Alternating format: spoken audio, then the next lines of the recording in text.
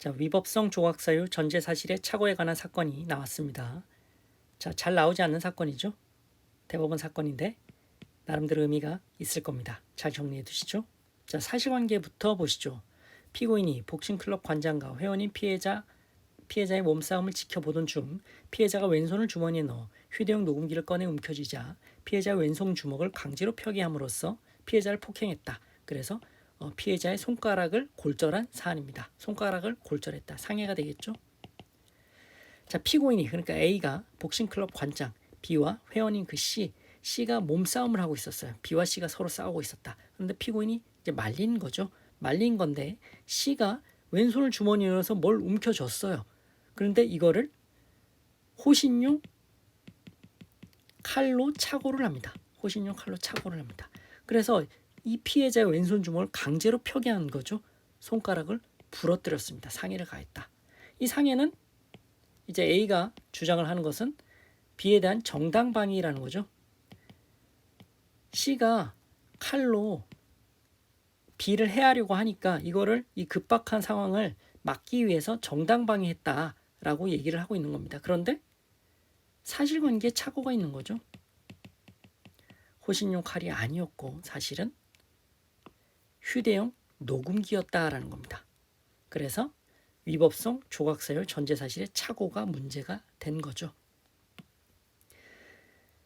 자, 뭐라고 얘기를 하고 있는지 보시죠. 대법원은 피고인은 일관되게 피해자가 호신용 작은 칼 같은 흉기를 꺼내는 것으로 오인하여 이를 확인하려고 했다라는 취지로 진술하였고, 즉 일관되게 진술했다. 피고인의 말이 신빙성이 있다라는 얘기죠.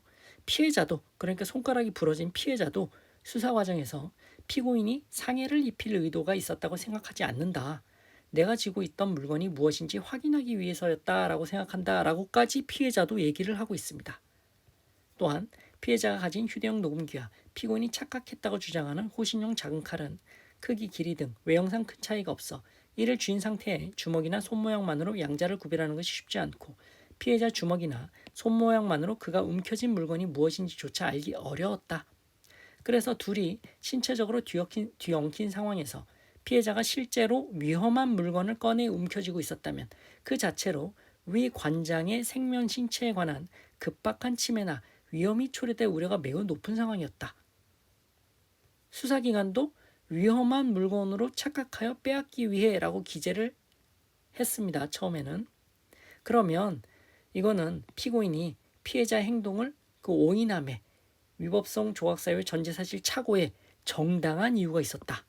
자, 정당한 이유가 있다라고 대법원은 위전착 사건을 해결을 하고 있죠.